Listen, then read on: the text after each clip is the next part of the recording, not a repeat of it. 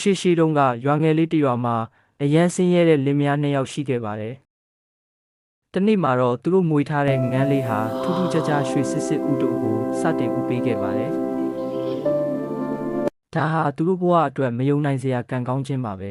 ။နေ့တိုင်းရွှေဥတုစီရလာတဲ့အတွက်သူတို့ဟာမကြခင်မှာပဲချမ်းသာလာကြပါတယ်။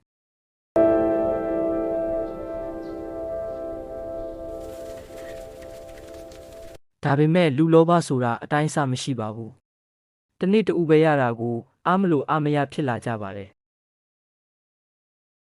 ဒီငန်းရဲ့ပိုက်ထဲမှာရွှေဥတွေအများကြီးရှိမှာပဲ။တခါတည်းအကုန်ထုတ်ယူလိုက်ရင်တို့တွေဒီထက်မကပိုချမ်းသာသွားမှာပေါ့လို့သူတို့ကြံစီမိကြတယ်။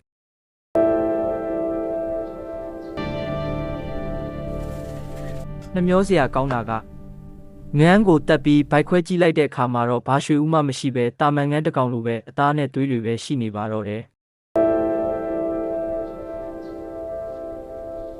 သူတို့ရဲ့လောဘကြောင့်နေ့တိုင်းရွှေဥပေးနေတဲ့ယတနာငန်းလေးဆုံးရှုံးသွားခဲ့ရပါပြီ။လောဘကြီးရင်အရှိပါဆုံးရှုံးတတ်ပါတယ်။